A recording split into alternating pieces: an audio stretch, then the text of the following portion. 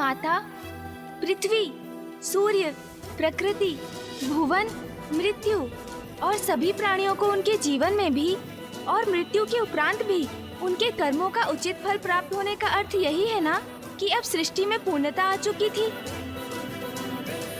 पूर्णता और संतुलन में बहुत बड़ा भेद है गणेश।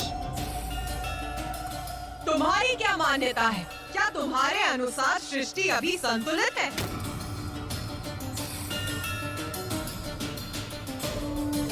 मैं देवी धूमावती के रूप में पक्षपात रहित न्याय के लिए प्रसिद्ध हुई। मैं मनुष्यों को उनके बुरे कर्मों के लिए दंडित तो कर रही थी, किंतु क्या ये उचित नहीं था कि मैं उन्हें उचित मार्ग पर चलने के लिए भी प्रेरित करूं? क्योंकि यदि किसी से एक भूल हो गई तो इसका अर्थ ये नहीं है कि वो मनुष्य बुरा है। बुराई को त्याग कर अपने भीतर सुधार लाने का एक अवसर तो सबको प्राप्त होना ही चाहिए। और कभी-कभी मनुष्यों को सुपथ पर लाने के लिए मुझे उनके भ्रांतियों को नष्ट करने हेतु शत्रु बुद्धि नाशनी बनकर उस स्रोत को ही नष्ट करती हूँ जहाँ से प्राणी अनुचित शब्द उच्चारित करता है।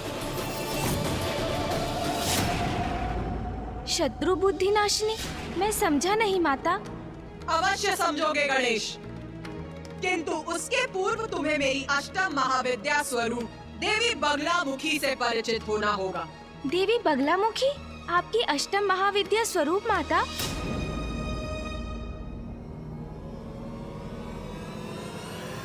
हाँ गणेश, संतान को जन्म देने मात्र से ही माता पिता के कार्य पूर्ण नहीं होते। संतान को अच्छे संस्कार देना भी माता पिता का ही कर्तव्य होता है।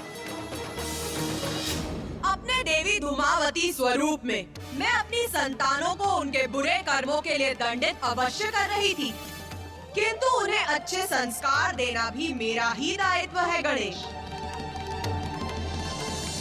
हाँ माता, जैसे मेरी माँ के रूप में आपने मुझे सदैव सुपथ पर चलने की प्रेरणा दी, मुझे सदैव अच्छे संस्कार सिखाए। हाँ गणेश, तो हम सभी को ये भी बताओ कि किसी को अच्छे संस्कार कैसे सिखाए जाते हैं। बात के लिए छोड़ा हुआ कार्य कभी पूर्ण नहीं होता। लक्ष्य प्राप्ति के लिए तो अनेक चुनौतियों से संघर्ष कर उन पर विजय पानी होती है पुत्र। उसके बिना कभी सफलता प्राप्त नहीं होगी। और चुनौतियां तो कठिनाइयों का रूप लेकर ही प्रस्तुत होती हैं। कठोर साधना से साध कर ही उन्हें सरल बनाया जा सकता है पुत्र। इतना स्मरण रखना पुत्र, जो स्वयं को पहचानने में असमर्थ हो जाते हैं वो जगत में अपनी कोई पहचान नहीं बना पाते। उसे उचित ज्ञान देकर माता। हाँ गणेश, जिस प्रकार अपने देवी पार्वती रूप में मैंने तुम्हें अच्छे संस्कार और ज्ञान दिया, उसी प्रकार अब मैं अपने देवी बगलामुखी स्वरूप में समस्त संसार को गूढ़ ज्ञान देने के इच्छुक थी। ज्ञान मात्र भौतिक ज्ञान तक ही सीमित नहीं है। मैं तो उन्हें वो ज्ञान भी देना चाहती थी जो उन्हें भगवान से जोड़ सके, उन्हें जीवन का उद्देश्य समझा सके, उन्हें औषधियों का ज्ञान दे सके ताकि वो स्वस्थ रहे, क्योंकि स्वस्थ तन में ही स्वस्थ आत्मा का वास होता है। तो माता, आपने माँ बगलामुखी का रूप लेकर सभी को ये ज्ञान सिखाया? मात्र उतना ही नहीं गणेश, मेरे इस रूप में संसार में प्रकट होने के पीछे एक बहुत बड़ा कारण है। कारण? माता, क्या है वो कारण?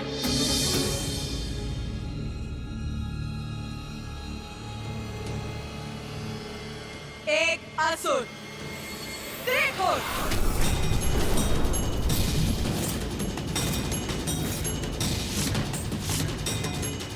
त्रिखुर नामक असुर?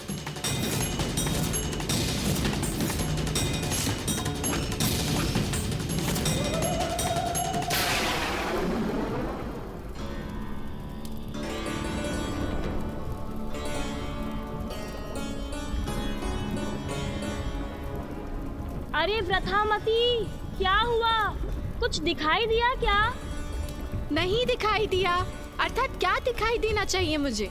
यही कि हमारे स्वामी की तपस्या संपन्न हुई कि नहीं? नहीं, नहीं हुई दुर्मुखा। स्वामी अब तक अपने तप में लीन हैं और इतने समय से उनके तप के संपन्न होने की प्रतीक्षा में इस निर्जन स्थान पर स्थित हैं हम। ज्ञात नहीं और कितने समय तक ऐसे ही रहना होगा हमें।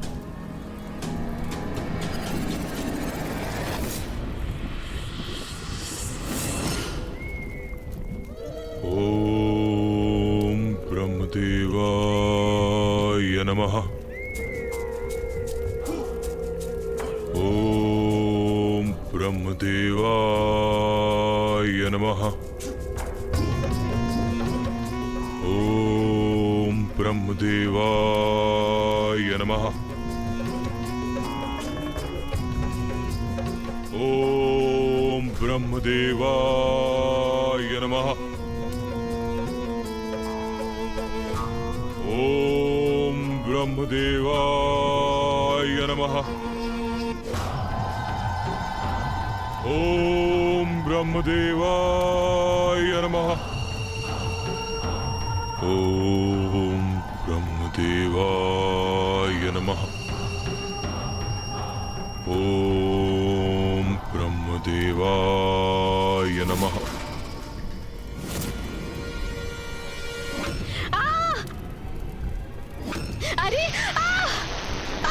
अरे प्रथामती! अरे प्रथामती, देखकर नहीं गिर सकती थी क्या? दुर्मुखा, तुम देखकर खड़ी नहीं हो सकती थी क्या? गिरा दिया मुझे। एक तो तब से स्वामी की तपस्या संपन्न ना होने के कारण इतनी चिंतित हूँ मैं, और अब तो गिरकर आहत भी हो गई। व्रथामती, वो स्वामी है हमारे। अब जहाँ वो रहेंगे हम वही रहेंगे ना। तनिक कल्पना करो, जब स्वामी को ब्रह्मदेव का वरदान प्राप्त होगा तो कितने शक्तिशाली हो जाएंगे वो, है ना? स्वामी की चाटुकार सेविका, कब होगा ये? कब बनेंगे वो शक्तिशाली? इतना दीर्घ समय हो गया, उनका तप संपन्न ही नहीं हो रहा। अब चाटुकार हूँ तो अपनी स्वामी की ना। और वैसे तुम भी तो यहीं स्थित हो तब से, इसी लोभ में ना कि जब स्वामी को ब्रह्मदेव का वरदान प्राप्त होगा तो तुम्हें भी लाभ होगा। क्यों व्रथामती? ओम ब्रह्मदेवाय नमः। ओम ब्रह्मदेवाय नमः। ओम ब्रह्मदेवाय नमः। ओम ब्रह्मदेवाय नमः। ओम ब्रह्मदेवाय नमः।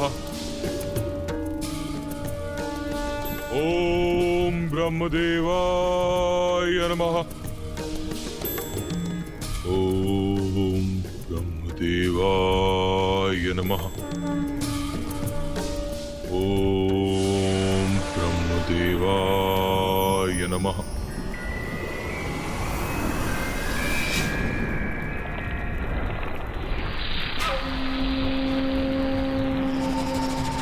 पुत्र त्रिकोण,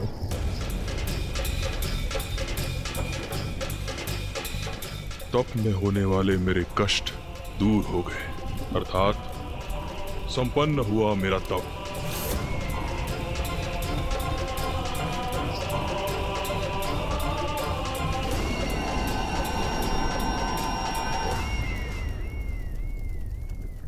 ब्रह्मदेव, मेरे आराध्य, अंततः आप आ ही गए मुझे दर्शन देने। प्रतीत होता है स्वामी का तप समाप्त हुआ। हाँ, ब्रह्मदेव प्रकट हुए। अब देखते हैं स्वामी को क्या वरदान प्राप्त होता है। पुत्र त्रिकोण, मैं तुम्हारी तपस्या से प्रसन्न हुआ। प्रसन्न तो आपको होना ही था ब्रह्मदेव। अत्यंत कठोर तप जो किया है मैंने, अब आप आ ही गए हैं तो मेरी दो बातें सुनिए। एक, इतने वर्षों के घोर तप का उचित परिणाम चाहिए मुझे, और दो, मृत्यु से मुक्ति अर्थात अमरत्व का वरदान चाहिए मुझे। अमृत्यु का वरदान देना तो सृष्टि के नियमों के विरुद्ध है। ये मैं तुम्हें नहीं दे सकता।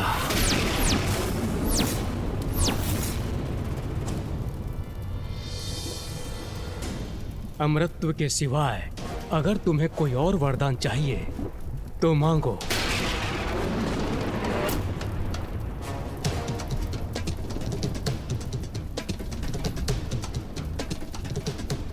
मुझे ज्ञात था मुझे कि ऐसा ही कुछ कहेंगे आप। कोई बात नहीं, अमरत्व नहीं दे सकते आप, तो उसके अतिरिक्त जो कुछ भी मैं मांगूंगा वो मुझे अवश्य देंगे, ऐसा वचन दीजिए आप।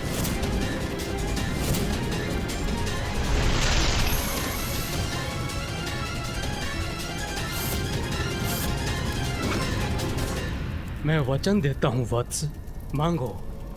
क्या मांगना चाहते हो?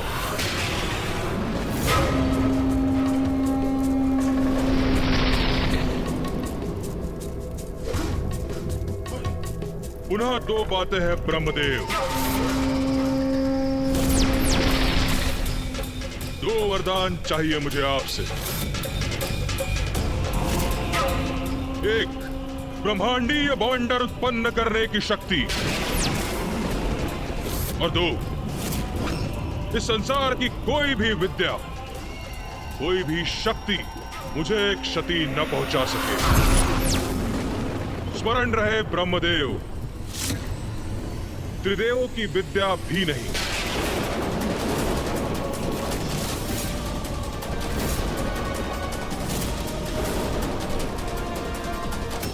ब्रह्मांडीय बवंडर, ऐसी शक्ति का कहां प्रयोग करोगे तुम? इससे क्या लाभ प्राप्त होगा तुम्हें? ब्रह्मदेव, पुनः दो बातें हैं। एक, अब और कोई प्रश्न नहीं सुनना चाहता मैं, और दो, जो वचन दिया है आपने उसे पूर्ण कीजिए आप। ब्रह्मांडीय बवंडर अर्थात अथाह शक्ति दे दूं इसे। वचन दिया है मैंने, उसकी मर्यादा भी भंग नहीं कर सकता मैं। इसे इसका इच्छित वरदान तो देना ही होगा मुझे।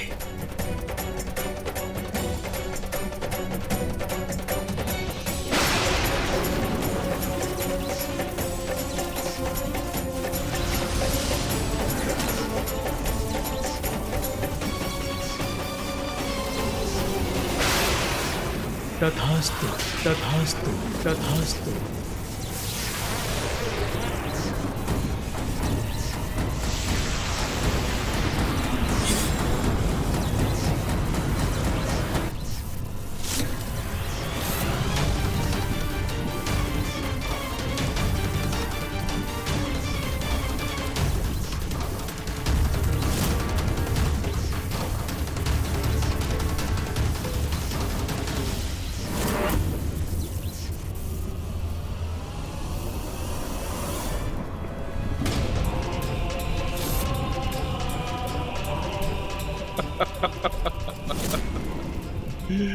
ये शक्ति अब मेरे हाथों में आ गई है, अब इसका इच्छानुसार प्रयोग करूंगा मैं।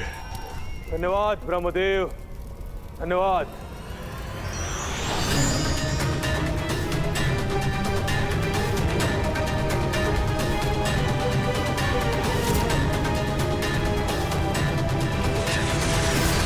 प्रणाम स्वामी। बधाई हो स्वामी, आपका तप सफल हुआ। स्वामी, ब्रह्मदेव ने आपको वरदान दे ही दिया।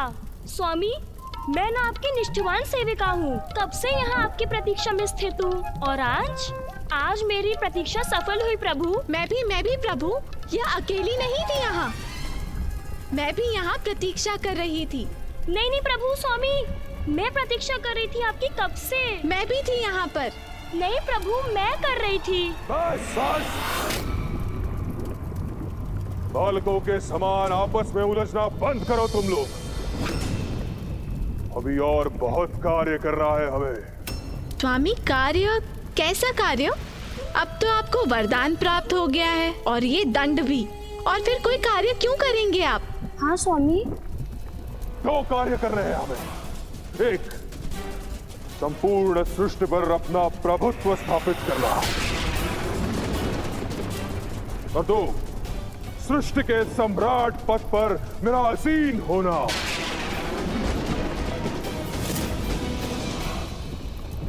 स्वामी, आपके इस कार्य में तो बड़ी प्रसन्नता से सहायक बनेंगे हम। ब्रह्मांड के सम्राट की सहयोगी होंगी हम। बहुत आनंद आएगा हमें। अब संपूर्ण ब्रह्मांड मेरी मस्ती में होगा, मेरी मस्ती में होगा।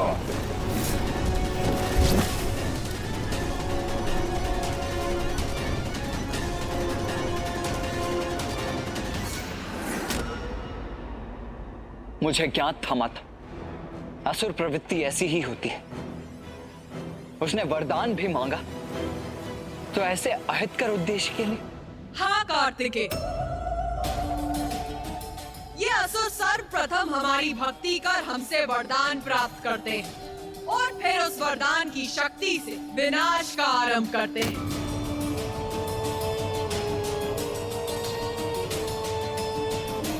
त्रिखुर भी यही करना चाहता था। वो समस्त ब्रह्मांड का अधिपति बनना चाहता था। असुर राज त्रिखुर के जय! असुर राज त्रिखुर के जय! असुर राज त्रिखुर के जय! असुर राज त्रिखुर के जय! असुर राज त्रिखुर के जय!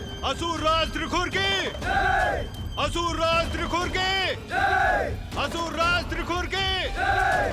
असुर राज त्रिखुर के जय! असुर राज त्रिखुर के जय! असुर राज त्रिखुर के जय! असुर राज त्रिखुर के जय! असुर राज त्रिखुर के जय! मेरे असुरों, 2 बातें। एक, मेरे हाथ में ये अपार शक्ति का स्रोत, स्वयं ब्रह्मदेव द्वारा दिया गया दंड। और 2, इस दंड की शक्ति से मैं अपने सभी विरोधियों को प्रताड़ित और दंडित करूंगा।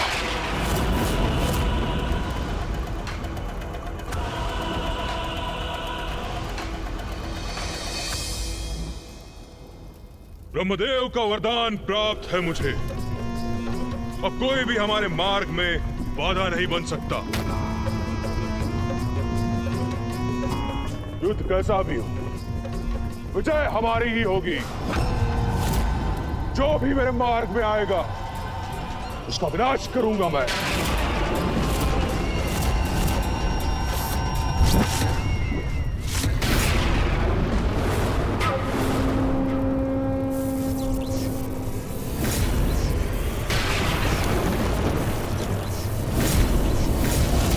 ब्रह्मांडीय बवंडर से मैं त्रिदेवों को इतना अधिक विवश कर दूंगा कि वो मेरे समक्ष आकर नतमस्तक हो जाए।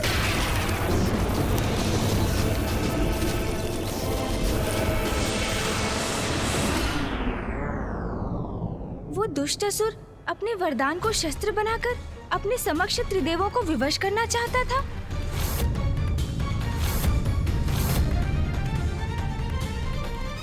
अनेक कठिनाइयों के उपरांत ही व्यक्ति को वरदान की प्राप्ति होती है। उन्हें स्वयं को सौभाग्यशाली समझना चाहिए और उसका सदुपयोग करना चाहिए, ना कि महादेव को निगलने के बाद मुझे इतनी ग्लानि हुई कि मेरा सारा शरीर झुलस उठा और इसीलिए मेरे इस स्वरूप का नाम ही पड़ा देवी धूमावती। देवी धूमावती, मेरी महाविद्या धूमावती संसार में प्राणियों को उनके बुरे कर्मों का फल देने, उन्हें पीड़ा देकर दंडित करने, अकाल, महामारी, कलेश, दरिद्रता आदि उत्पन्न करती है। देवी लक्ष्मी की बड़ी बहन ज्येष्ठा भी इन्हीं का बड़ा रूप है।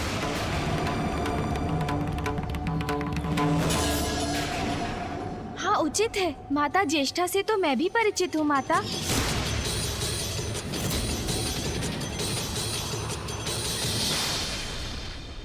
माता, हमें बताने की कृपा करें कि आपके इस रूप की पूजा से आपके उत्तम भक्तों को कैसा सुफल प्राप्त होता है। देवी धूमावती जिनसे प्रसन्न होती है उसे संसार में समस्त सुख, यहाँ तक कि मोक्ष भी प्राप्त होता है।